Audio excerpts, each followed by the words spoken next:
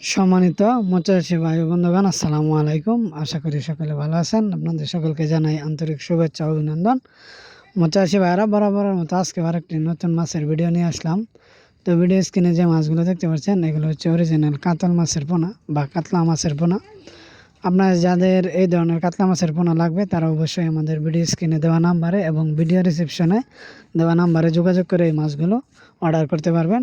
তো মৎস্যচাষী ভাইরা প্রথমে আপনাকে জানতে হবে কাতল মাছ কীভাবে চাষ করা হয় এবং কোন পুকুরে চাষ করলে কাতলা মাছ অতি তাড়াতাড়ি বড় হয় এবং আপনি অতি সহজেই বাজারজাত করতে পারবেন, যার বাজার মূল্য অত্যন্ত ব্যয়বহুল। এবং কাতলা মাছ আপনি জানেন মাছের জগতে কাতলা মাছ একটি অন্যতম নাম এবং ভরসা।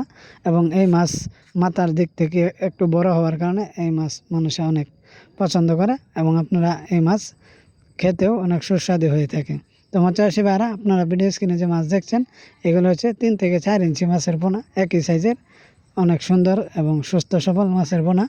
তো মৎস্যচাষী ভাইরা আপনার মাছ চাষের ক্ষেত্রে পুকুর নির্বাচন করা অত্যন্ত জরুরি, যেটা আপনার ব্যবসার মূল ঘুরিয়ে দিবে এবং সফলতা এনে দেবে।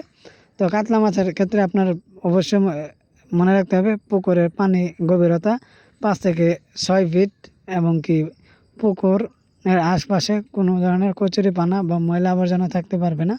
এবং আপনার পুকুরটা 60 থেকে 80% রোদের মধ্যে থাকতে হবে, যা কাতলা মাছের ক্ষেত্রে খুব গুরুত্বপূর্ণ ভূমিকা পালন করবে। এবং আপনি যে চান তবে এই কাতলা মাছের সাথে আরও বিভিন্ন ধরনের বাংলা মাছ, কাপ জাতীয় মাছ চাষ করতে পারেন অনায়াসেই। এবং এই কাতলা মাছের বিশেষভাবে কোনো খাবার প্রদান করা লাগে না।